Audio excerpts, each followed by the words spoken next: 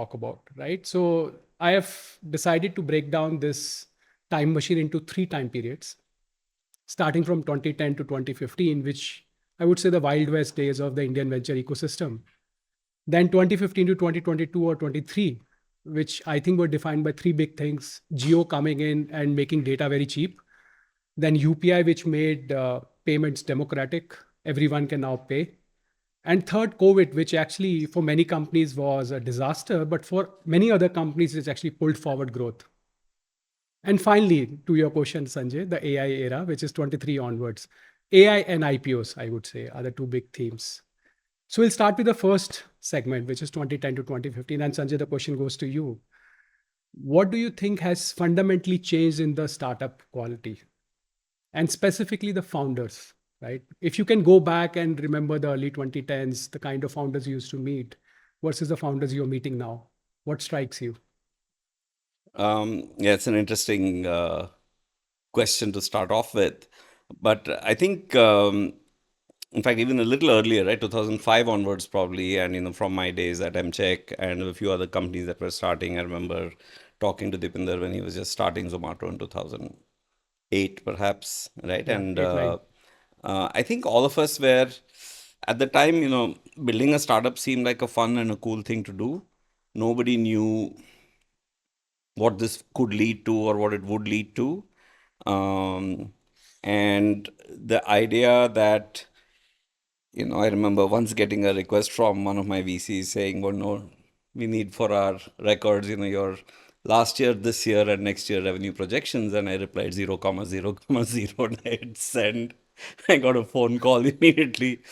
But we were really, in that mode where we were building what we thought were products that people would need without fundamentally thinking through, what it meant to build a business, right? Hmm. And it was very focused on things that we had a gut intuition, we had seen happening, perhaps in the US, and we were thinking that something similar, time has come for India and so on, right? So the first wave of entrepreneurship was largely about taking models that had worked perhaps elsewhere and trying to see if we could adapt those to India with some of the constraints that we had here in India.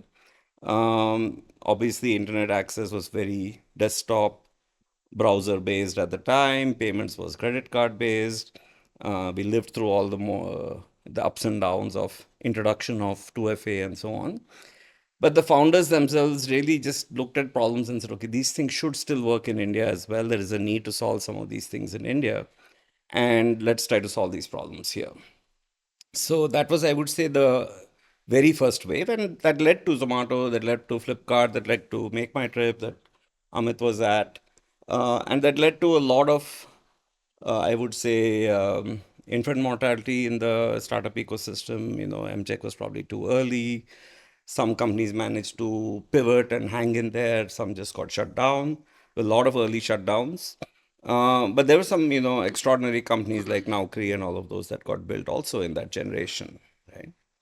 I think if we fast forward to the 2010 to 2015 era, what happened in parallel, and Shripati and I were privileged to be part of that journey, was the Aadhaar and India stack, laying the foundation, right? Because I think the realization came that these things are still very niche and will cater to sort of the included segment, people where you still have sort of first world problems. But if the masses of India have to be brought into this digital ecosystem and digital economy, which, and Nandan says this from time to time, right? The West was economically very successful before the internet arrived. For China, it sort of arrived concurrently. But for India, Right first. digitization and the internet arrived before the economic success happened, and in fact could be the foundation for the economic success, right? Barring some niches. And so that had to be much more of a mass thing. Everybody had to be included, and of course, different solutions could be built for them. So I think the 2010 to 2015 era, the entrepreneurship part was probably still sort of the first generation of companies, Indianizations of what had worked in the developed ecosystems. But at a grassroots level, we were laying some extraordinary foundations, Got right? it. And so when we get to the second phase, and we'll talk Yeah. about that later, you'll see how that has played a role. But all the way through Aadhaar, India Stack, UPI, those were the government railroads that were being put in place. And that was happening in parallel, right? So the entrepreneurs themselves are probably still not fully aware of what Yeah. was going to happen at high impact. And we're still building sort of the developed models for India. But in parallel, there was some very important foundation being laid. So Shripati, Sanjay, I think articulated what happened on the startup side, the founder side. Could you go back and recall how it was like to be an investor? Like today, we see so many funds who are writing early stage investments, right? At least my recollection of that period is about like handful of investors during that time. And if you can just talk about how many investors were there, what was the ecosystem like, and how do you contrast that with what it is today? Yeah, it is. It almost seems like not just 15 years ago, but like almost like an era Yeah. before, right? So Prime itself started as a incubator and seed fund, and I recall that that concept itself was not there at that time when we were talking about it. Of course, the rationale behind doing that was we were operators ourselves and entrepreneurs. This is what came naturally to us. But I recall when we were raising our fund and being in the US and talking to investors there, they said, "Okay, I know exactly what do you mean by this incubation Yeah. thing, right? What do you intend to do?" So it was that early, and the concepts were that early, even in the US, because even in the US, the funds were like Series A and then beyond and so forth, and that explosion in the funding environment had not even occurred there. So as an investor, that was it was a fairly new space, and the thing which I found is that when we looked at the term sheets of some of the companies which came, entrepreneurs who talked to us Yeah. and who had raised some money, they all had like bizarre terms. So because these things had been like raised by essentially what I would call not risk capital, right? I'm not saying that they were unprofessional in terms of investing. They just had the investors were not folks who understood the concept of risk Risk. capital. Yeah. So as a result, you'll have terms like, hey, if you write a check more than 2 lakhs, you need to get my signature as an investor. Wow. It's hard to imagine that now. Yes, yeah. I think that entrepreneur will say, see, yeah, Exactly. if you actually try to put that kind of a thing, and we wouldn't probably go ahead and propose it either. It doesn't make absolute sense at all because you're trusting the entrepreneur with so much more than getting a counter signature on 2 lakhs. But really, that was the case. And we would have things like the amount of equity which is being taken and so forth be such disproportionate form that having come from the valley, we could see that these companies were just not positioned or set up to get follow on capital from any professional risk capital. Yeah. So a lot of the work at that time involved both educating entrepreneurs on that and trying to see if we could actually do a reverse surgery to fix those things Fix it before we and could professionalize actually. this market. Yeah, Yeah. that was probably the thing which sticks to Mm, my head got it. a lot. And this notion of a second time entrepreneur didn't exist. Yes. Everyone was Everybody first time was first founders, first time. time And VCs. you were really looking to the extent that there is some experience, you're looking for entrepreneurs who had spent some time in the Valley or US in some startup capacity to come, who had come here and were looking to things. So this is the early wave of that. And that was perhaps the closest analog to a repeat Mm, entrepreneur one could got it. find. I will say that there were obviously a few other folks as well, right, in the ecosystem who were already there, the likes of Axel and Sequoia and Nexus was set up and Bloom was setting up with us. So we were, I think, Yeah. probably they were there like 2, 3 years before Two, us, three and years then before. maybe five, Yeah. and in some cases, and then there was us. So that was really the wave. But I think, and of course, Helion was also there at the time. But there was also absolutely no thought about exits at the time, right? Even for across the ecosystem, nobody had any clue where these things, what these were, and where they were going to show up from. I think we just were building sort of like an open loop system, saying, okay, we just solve real problems, and maybe good things will happen. And I think as we'll talk about how it has matured now, I think going in itself, one is already underwriting to a certain exit and stuff like that. That was never a consideration. Yeah, no, I remember Flipkart being India's first unicorn was an outlandish thought, in Yeah. fact, right?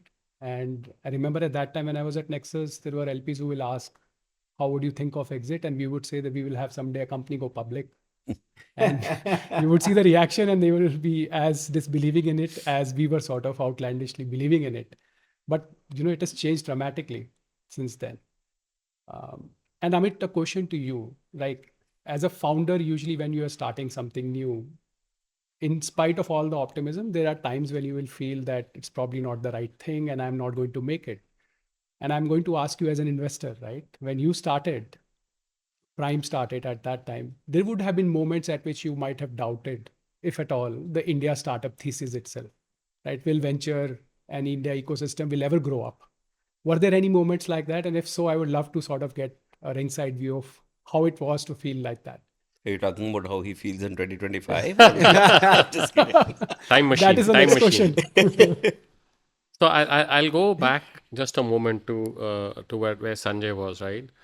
Shripati and I landed in India in 2007 for the first time, and we felt like we were on the ground floor of a very, very tall building, right? And there was some professional intent to come back to India, both from Silicon Valley.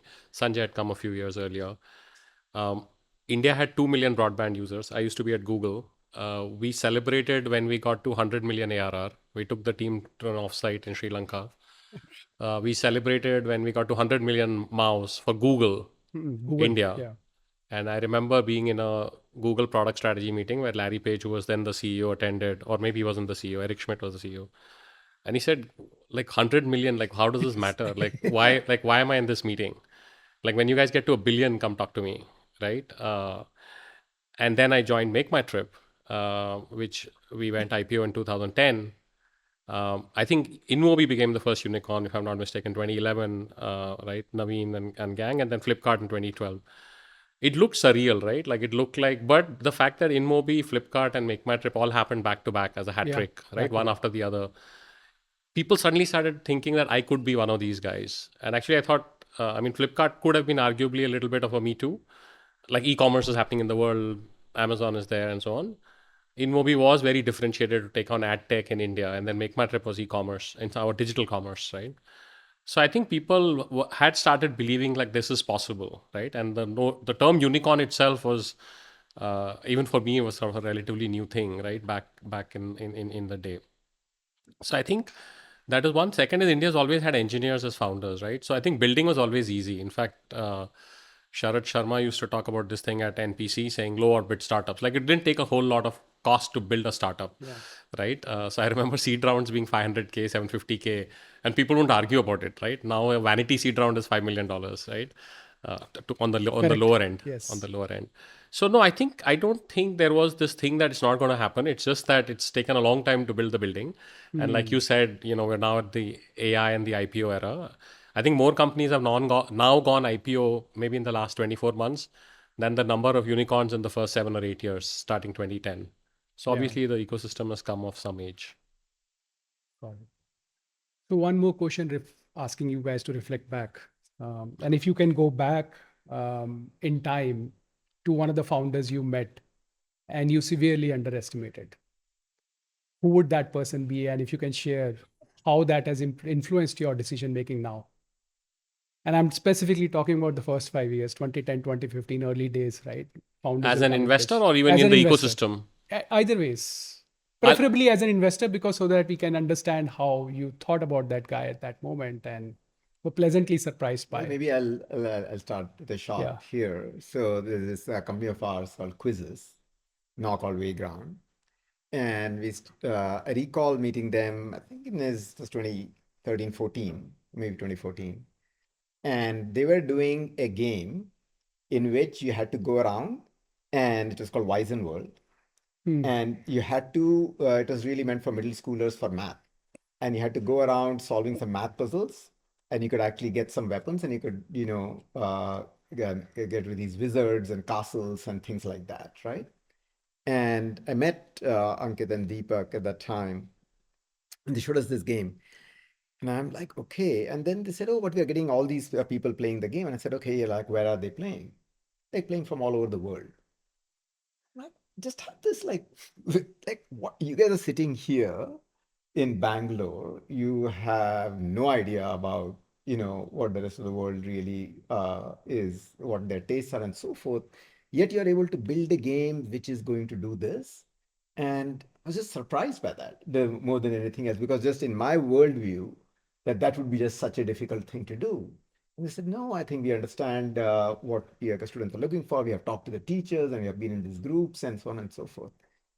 We, at that point of time, felt that the game had certain limitations, or the product had certain limitations, namely that the content, you would run out of content, right? And then 6-9 months later, I recall Ankit called me and said, hey, look, we have this, you kind of like solved some of these issues which you're talking to us about. And indeed they had.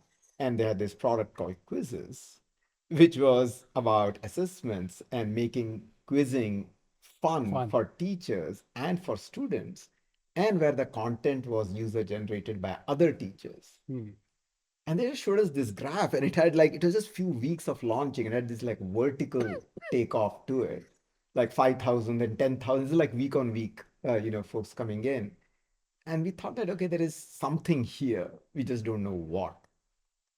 And so that, and of course, fast forward now, and it is one of the largest, most well-known and well-respected edtech brands. How much of a check did you guys write at that time? We wrote a $500K check. Today, that company would probably raise $5 million. Dear listeners, thank you for listening to this episode of the podcast. Subscribe now on your favorite podcast app for free, and you'll be the first one to know when new episodes are available. Just search for Prime Venture Partners Podcast in Apple Podcast, Spotify, Castbox, or however you get your podcasts. Then hit subscribe. And if you have enjoyed the show, we would be really grateful if you leave us a review on Apple Podcast. To read the full transcript, find the link in the show notes.